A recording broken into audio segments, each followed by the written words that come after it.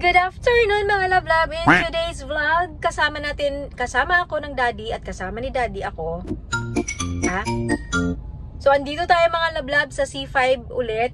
Parang katipunan na ito eh. Parang sa harapan ng Ateneo.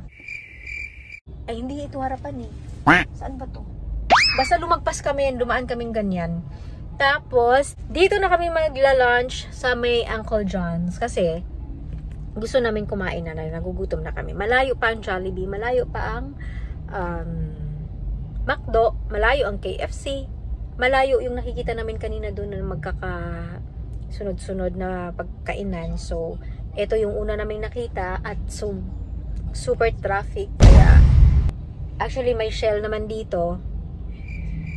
Nasa loob ng Shell ang Uncle John's. O, diba? Parang ang bilis lang natin dito. Hindi na tayo magugutom. Nagugutom na nga talaga ako kung ano na sinasabi ko. So yan, ang gusto ko lang namang sabihin mga love-love, kakain muna tayo dito ng Uncle John's na chicken.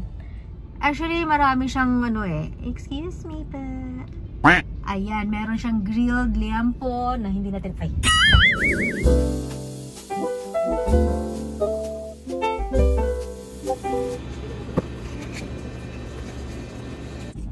mga love-love, I'm back! Ayan, kumain lang tayo talaga dito sa Uncle John's at nasobrahan sa gutom na itong Mami Shen and Daddy BH. And yes, after eating, shout out to Nashville tsaka ni Chick Chick. Favorite nila yung kinain ko. Favorite, lalo na si Nash.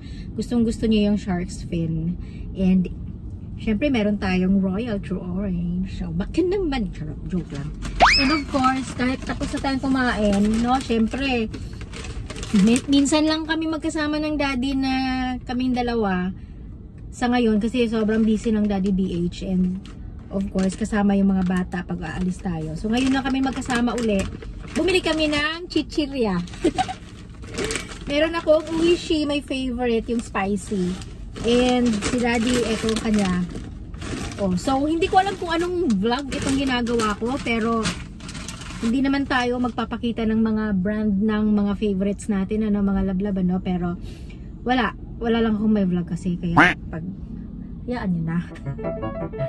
May nakita lang akong cute na mingming dito. Kawawa, parang wala siyang mata. Wala siyang eyes. No? Paano kaya siya oh my gosh, parang wala siyang eyes. Or di ko lang, daddy, yung pusa ba na yan may mata? Wala? Parang walang mata.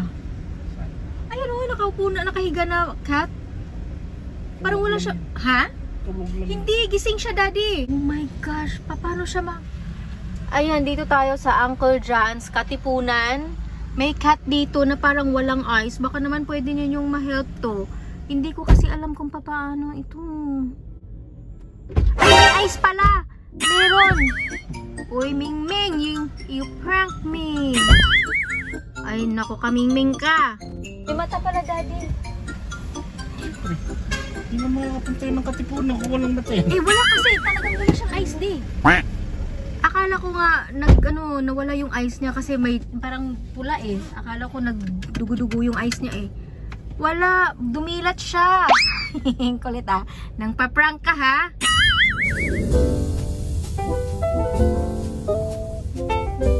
I'm back mga love-love. So we're here sa may Sabroso's Bacolod. Sabroso Lechon. Bacolod's Flavorful Lechon. So bakit nandito tayo? No, hindi natin alam kung bakit nasa lechonan tayo. So ayan siya, si Sabroso Lechon. Bacolod's Flavorful Lechon. Wala lang naman mga love-love. Nandito lang tayo nakapark. May pupuntahan lang tayo dito na may imi-meet up lang tayo dito. So, kung sino yung imi-meet up natin, abangan nyo mga love-love. Abangan nyo until forever. Wala naman talaga. Wala naman talaga akong mai-vlog. Ano ba yan? Okay, so ano na lang siguro. Itatry na lang natin siguro tong Uishi. Kung masarap nga ba talaga pa rin siya ngayon. Kasi dati, paano natin bubuksan to kung wala tayong dalang wala tayong dalang scissors. Yun na lang ang i-vlog ko ngayon. Mag-tutorial na lang tayo, no? Wala kang makikitang tear here. Tama ba? Mababash na naman ako ng mga anak ko dito. So anyway, wala kang makikita dyan. Kahit saang lupalop ng wala kang makikita. So paano mo bubuksan to kapag wala kang dalang scissors, tas walang nakalagay nga dito ng yon, diba? So pag binuksan mo siya, bubuksan mo siya like this. Hahawakan mo yung dito na side. And then i-pull mo lang, pull. Yan. Yung isipin mo lahat ng mga kalaban mo sa buhay mo. Tapos pag hindi mo kayang i-control kasi wawasak yan eh. Magtitilapon lahat yan eh para fireworks. So ang gagawin mo, ang galing ni God, no? Kasi binigyan niya na tayo ng skills, equip tayo eh para magawa natin yung mga bagay na hindi natin mabubuksan. Katulad na lang password ng mga cellphone na asawa natin. Hindi ko pa ginawa yun ha. So equip tayo sa mga ganong bagay, no? Binigyan tayo ng kailangan nyo lang gagawin. Gamitin natin tong ating skills na meron tayo. Huwag natin sayangin, di ba? Oh my gosh. Alam niyo ba yung skills ng mga asawa na nakakabukas ka ng cellphone? Nabubuksan mo ang cellphone ng asawa mo kahit pa bago-baguhin ang password nito. Okay. Let's do this. Yun. Diba? Konti lang Kayo, kapag may mga password yung cellphone ng asawa nyo, try nyo lang pindutin. I-try nyo lang.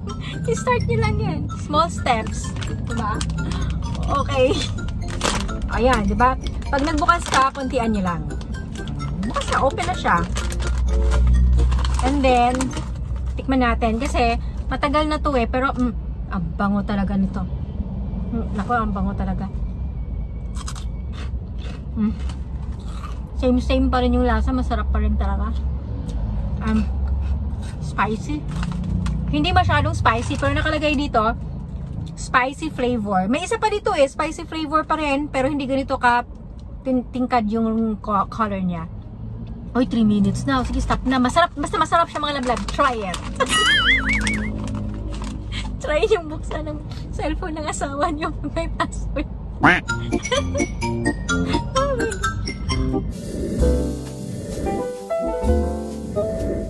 Ito na naman tayo sa traffic, C5. Good luck! Dun sa ilalim din, medyo gumagalaw sila doon. Dito naman gumagalaw. Yung sa kabilang side, gumagalaw din naman. Pero, at least gumagalaw. Isasagutin lang tayo na question kasi hindi ko inasahan na magsasagot ako ng mga questions ngayon. So, ganito yon. De, may nakapanood kasi nung traffic na gabing ginabi na kami, sobrang traffic sa may SM Bikutan Banda toll gate. And then tinanong kung ano yung tint na gamit. So super black siya and na babasa siya ng yung mga RFID ba yun, Daddy? Nababasa naman. Super black daw yung ating tint ngayon, pero nababasa ang RFID natin. Pero yung sticker ba ng RFID? Okay. Itanong nyo na lang din mga lablab pag nagpakabit kayo ng mga ganon. Itanong nyo para makasiguro. Pero yeah, sa amin gumana naman. Oh my gosh, tina-traffic na tayo. Naabutan tayo ng traffic di bale.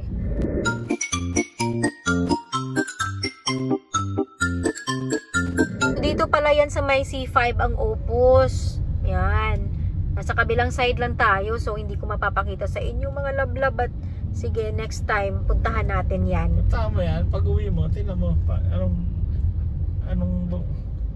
aanihin mo pag uwi. Ay, ano? Traffic! Ano susumin mo? Oo, matraffic nga lang talaga. Siguro pagka morning. Medyo maganda din ata yan, di. O, tignan mo naman. Di pa natin So, nandito pala siya sa C5. C5 ito, O, dito pala yan sa C5, mga lablab, yung Opus na yan.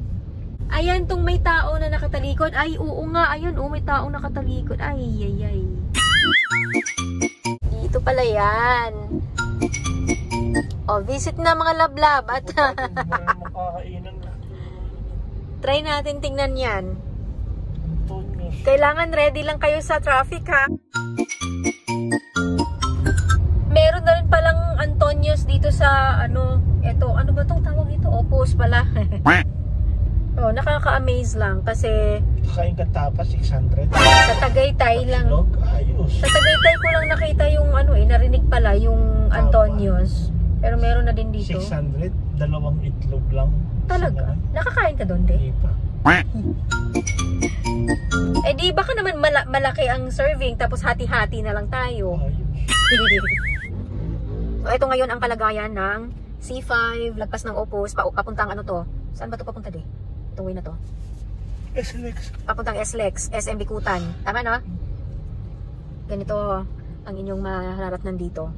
Paano kaya maaayos yung traffic? So yan ang ating dapat na pag-aralan na huwag problemahin dahil yung sarili nating problema hindi natin masosolve. Ito pa kaya.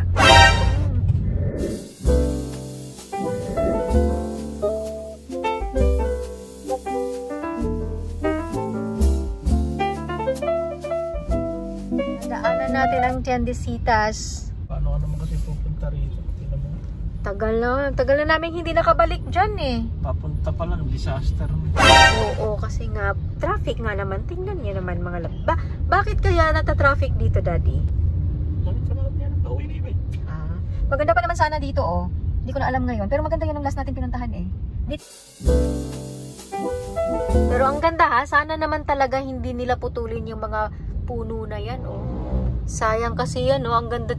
Kaya pala maganda ang Tiendesitas sa paningin ko kasi may mga puno. Kaya hindi ko, ha? Oo, kaya hindi ko siya makakalimutan dahil ang ganda. Ito yung nagustuhan ko dito pala. May mga puno siya, malalaki. Sana hindi nila putulin.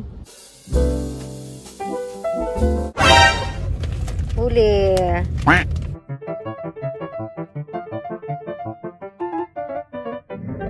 Medyo madilim na mga lablab because it's 5:17 na PM at nandito pa tayo sa Shell.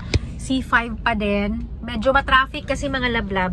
Eh, hindi na kinaya ng daddy dinilim na kami. Naabutan na kami. Hindi naman masyadong madilim pa, pero madilim lang kasi. Teka lang. So, ayan. Ganito kadilim dito sa loob. Ito yung tint natin. Ano ba yun? Super dark ba yun? Kulay nito. Pero pag tinignan natin sa labas, maliwanag pa. Sa travel ng mga lablab, pag nag-travel ka ng malayo-layo, ito yung nakakatuwa eh. Yung magsa-stop over ka and then bibili-bili ka ng makakain, ganyan. Yan ang gusto ng mga bata. Hindi kami sanay na hindi kasama yung mga bata, pero kailangan kasi namin iwan muna sila sa bahay dahil meron kaming importanteng bagay na aasikasuhin today. Jollibee! 5:28 PM, andito na kami sa SM Bikutan. Nakalagpas na kami sa toll gate, hindi katulad ng isang gabi. Maaga pa tayo nakalagpas ng toll gate. Hindi masyadong traffic ngayon. Pero dito, ayan na yung bagong building ng SM Bikutan. Yan siya. Ito yung building A. And then yung kaharap nun doon, sa part na yon, ganito rin kalaki building B. And then ito yung building C. Malaki. Tapos ito yung Azure. 5:29. Oh, yan na lang. Oh, yan, tumbling na lang. Oh, liliko ka na. Or makakatawid ka na. Ay! Apat na sasakyan. Oo, dito kasi sa bungad ng SM Bikutan mga lablab, ang pinapalusot-lusot nila, lalo na kung sa service road ka, minsan tagtatatlong, sasakyan lang, no? Wala na, stop agad. Tapos wag na wag kang bumusina. Pag nagbusina ka dito, wala ka paktay na hindi ka padadaanin. Naku. Okay, 5:33. Nakausog tayo. Ayan, makikita naman yan mga lablab. Malapit na tayo dito sa wall. Pero stop agad. So, okay, 5:39 PM. Nakalusot tayo. And dito muna tayo. Didiretso muna tayo sa south. Ito, pakita ko sa inyo yung building B, building C ng SM Bikutan. There you go. Ito yung entrance nila. Pero nandito yung logo niya. Andun yung entrance. Meron din palang parking dito, Daddy. Meron din pala. Maraming parking dito sa south, papuntang south, super highway. Ito, may entrance din sila. Very good. So, meron lang tayong dadaanan dito, mga lablab. Yun lang ang pabalik natin. Traffic. Oh. Azure, Daddy, oh. May mga stores na siya. Open na pala. Yun, Azure. Alam ko kung sino nandyan. Okay, we're here at SM Bikutan. Tayo nag-park sa may South Super Highway tayo galing. So may ano sila, exit entrance doon. May i-check lang tayo saglit. Christmas na, ayun no? So here.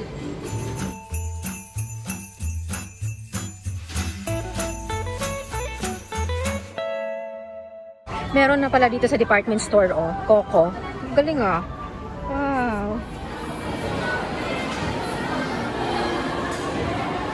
Navara 2025.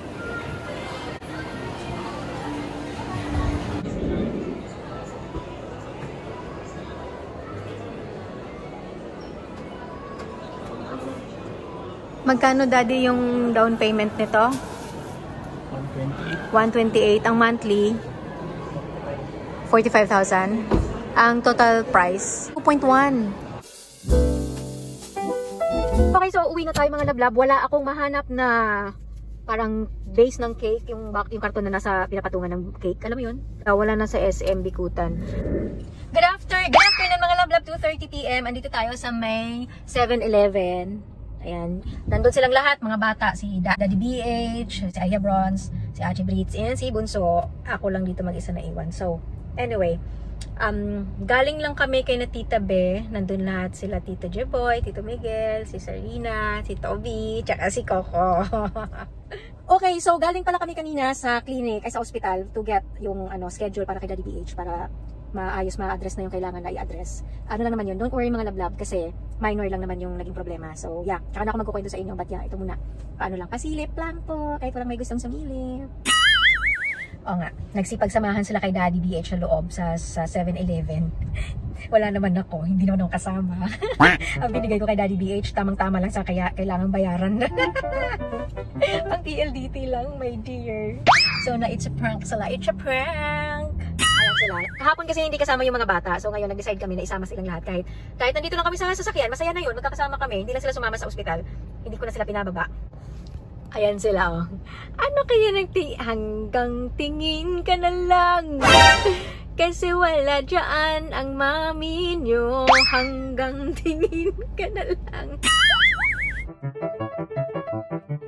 Okay, so nakabili pala sila talaga ng inumin.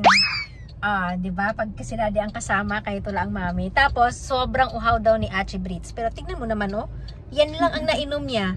Ang galing talaga na pagka-uhaw mo, no? Nag-crave ka lang talaga. Madami yun. Madami ako nainom. Hindi pa nga ako masamid eh. Ay, nako, Britchen. Shout out Sarina.